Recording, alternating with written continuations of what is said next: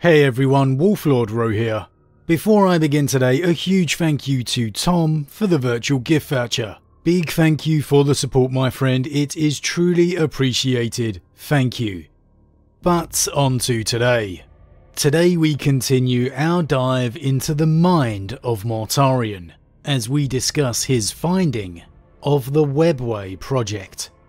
Spoiler warning to begin, the events we are discussing today are from the Horus Heresy short story, Demonology, by Chris Raitt.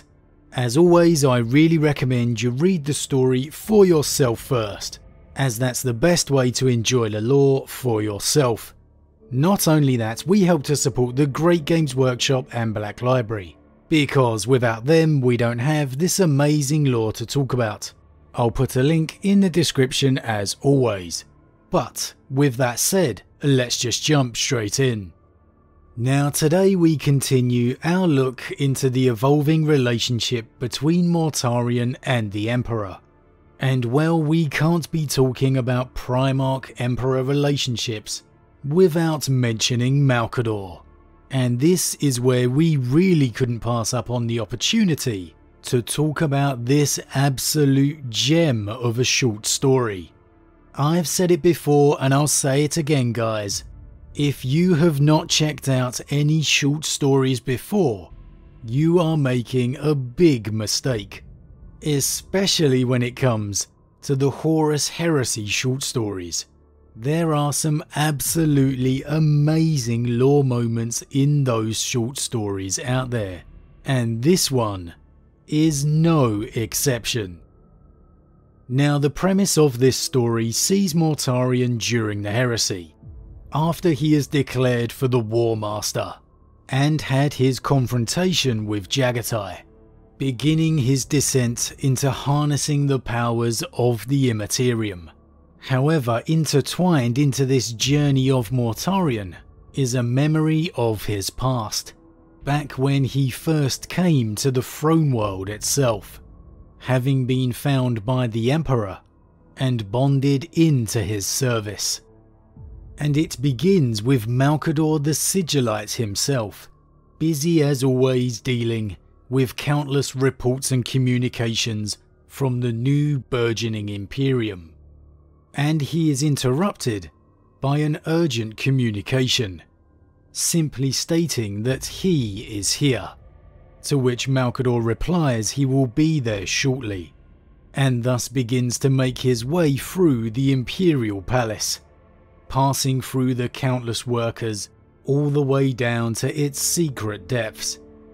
It's into the very throne room itself that Malcador walks, though it is far from the glorious place it will one day become, still much more akin to a construction site than the centre of the Empire. After dismissing the rushing adept who had messaged him before, Malcador approaches his reason for coming. Mortarion, Primarch of the Death Guard, stands within the throne room. However, there is no throne to garner his attention, but the ongoing construction of a large octagonal gateway, hundreds of meters in diameter, with whole armies and titans able to pass through its structure. It must be a gateway, because it could be nothing else. Unknown to Mortarion, he stands before the first steps of the Emperor's ultimate goal, the Webway project, and sensing Malcador approaching him, he can only ask, just what is it for? Malcador places a hand upon the Primarch's back, asking the newly found son of the Emperor to come with him to talk. However, here, rather than perhaps the growing bond of a would-be father figure, Malcador is met with disgust. As Mortarion turns his attention down to the First Lord of the Imperium, he tells Malcador that one day one of the Primarchs will be the end of him, and that perhaps it will be him. Malcador, as ever, solid as the very rocks of the earth, merely agrees with the Primarch, and again asks him to come away from the gate. Of course we know Malcador doesn't have the best of relationships with every single Primarch, but on the whole he is largely seen as a would-be uncle to many of them, being the father figure perhaps the absentee Emperor struggles to be. And while we don't know exactly how long Mortarion has been on Terra at this point, you could understand him being not overly friendly to this perhaps still fairly unknown stranger. But the outright contempt that he shows him, now that is a little surprising. Is it merely a transposing of his grudge against his father? Or more a matter of Malcador being a psyker? Regardless, Mortarion concedes to the old man's request, and they depart the throne room. We see them again later, within Malcador's personal chambers, as Mortarion asks to see his father, leaving Malcador, as more often than not, having to say the Emperor is unavailable, and that this time he does not know where the Emperor is. Now this, of course, Mortarion does not believe, and as much as a fan as I am of Malcador, I think you do have to side with Mortarion here. Can we really buy Malcador wouldn't know where the Emperor is? I'm not sure we can. And if Mortarion has just found the construction of the Webway portal, the most prized secret of the Emperor, then why not just tell him where the Emperor is? Maybe Malcador is telling the truth. It's just a hard one to buy. Mortarion's frustration continues to rise, and he begins pacing around the room, knocking over furniture as he goes. Malcador attempting to calm the Primarch, remarking that his legion is waiting, that the preparations are almost complete. However, this only angers Mortarion further, claiming there's no need to imprison him on Terra then, asking if any of his brothers received the same treatment. And this leads to us getting an extremely interesting insight into Malcador's thoughts regarding the Primarch. Malcador noticed the edge of unreason in his guest's face, and wondered if it was getting worse. All the gene progeny of the Great Project had been damaged by the scattering, but Mortarion's wounds ran deeper than most. Angron had been physically damaged, and Kurz's mind had sunken into darkness, but Mortarion seemed to have inherited something of both afflictions. The Emperor's desire to keep him a while on Terra, prior to joining the Great Crusade, had been motivated from the highest of intentions, just as all the decisions they had jointly made had been.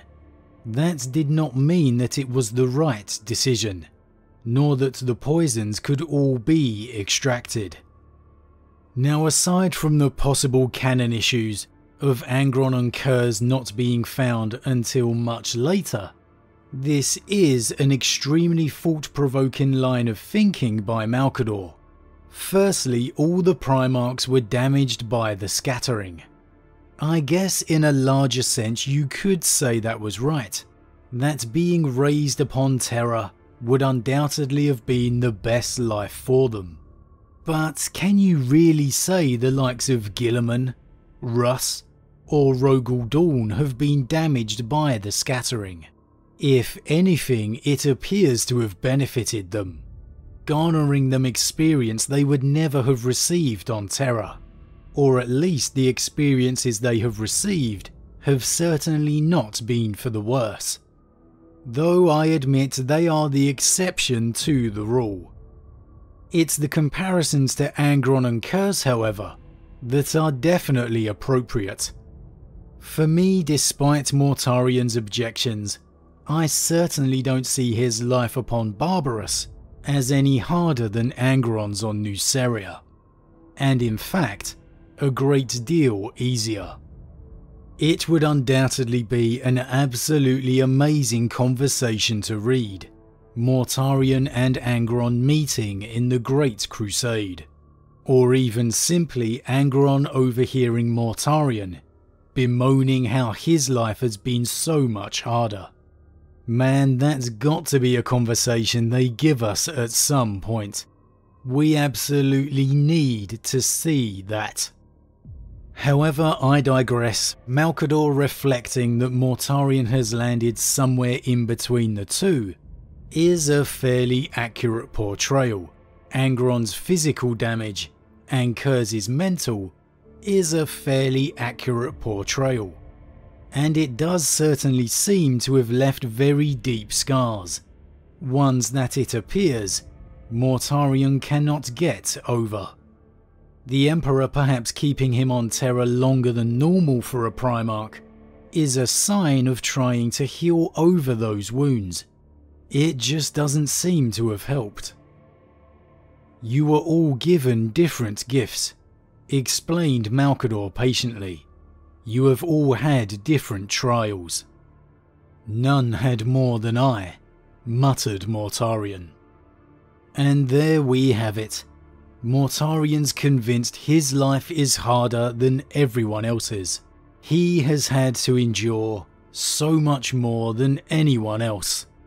A very introverted, and dare I say it, naive state of mind. And it appears Malcador is very much in agreement, with the comment of, "I know you believe that."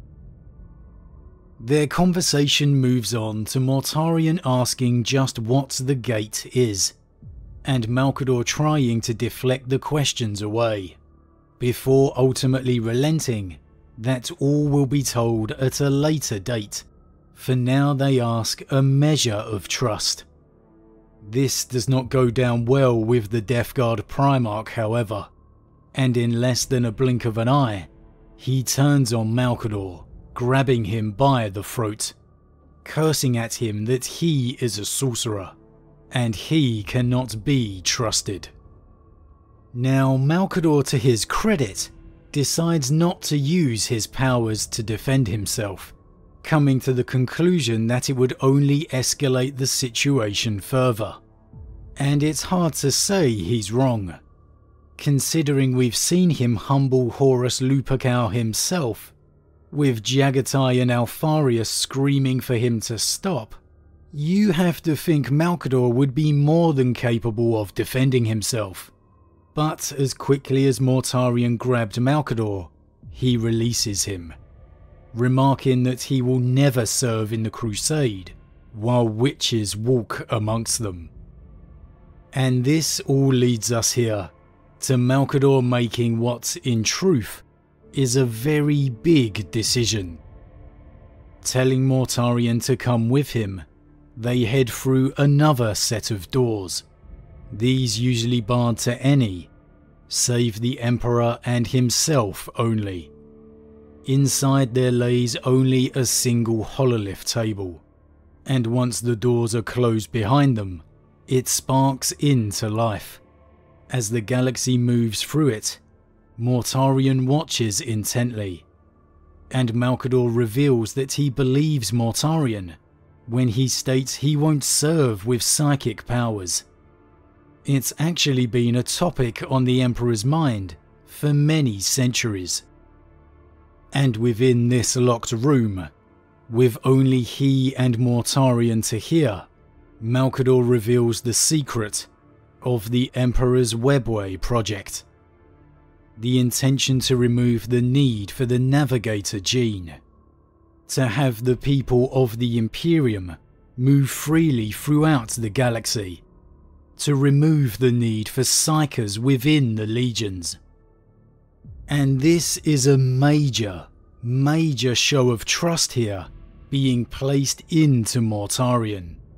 Yes, perhaps they are doing it to ensure his service, but regardless of that, it's still a massive show of trust.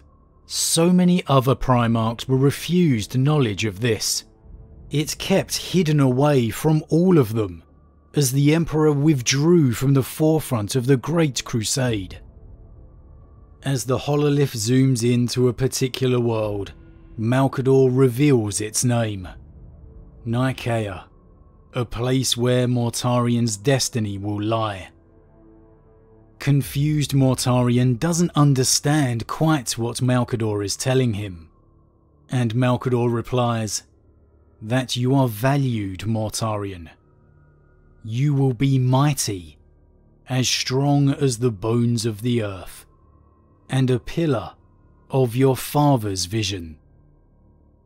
Much like Perturabo, who was given words of trust and shown how much it was undoubtedly placed within him, Mortarion here is given proof of just how much he is valued, his place just as important as any of his brother Primarchs. And yet, much like the Lord of Iron, he would go on to feel maligned and taken for granted. It's not something I've ever noticed before, but there's a great deal of similarities in Perturabo and Mortarion, and it's reflected jointly within the stories of both of their falls. How appropriate it was, Nurgle came bearing gifts to the Lord of Iron, long before he approached the Lord of Death. For me, this is perhaps one of my favourite Mortarion moments, because it really gives us insight into the mind of this Primarch, before the rivalries and before the grudges of the Great Crusade. It shows us the past he could never truly get beyond, that the scars of Barbarous were laid too deep. You have to wonder, if the Emperor wasn't in such a rush against chaos, would he maybe have kept Mortarion upon Terra even longer, given him more time to try and heal those scars, to show him even more that he is valued, that he is worthy. As it is, however, time was the one thing they simply never had. And to be fair, this show of faith by Malcador is pretty damn massive. Honestly, it makes Mortarion's continued griping to me against the Emperor seem even more childlike than it did before. He has been shown a level of trust here that few of his brothers will ever receive, yet he still will go on to feel very differently. No matter how different the topics or different the Primarchs we talk about, so often it always comes back to their very human and emotional core, the scars they bore before ever reaching Terra. But as always guys, what do you think? Is this a big show of faith in Mortarion? Is Malcador doing the right thing by revealing this to him? Why do you think the Emperor kept Mortarion upon Terra for longer than his brothers? Was it an attempt to try and break through that scarred exterior? Or did he have an ulterior motive? As always guys, leave your thoughts in the comments below. I love to read them. Huge thank you to all my subscribers. Your support truly means a lot to me, it really does. And if you're new, please consider subscribing to help the channel grow. And if you enjoyed this particular vid, then why not drop a like on it too. But with that said, I am off, and I'll see you all again real soon.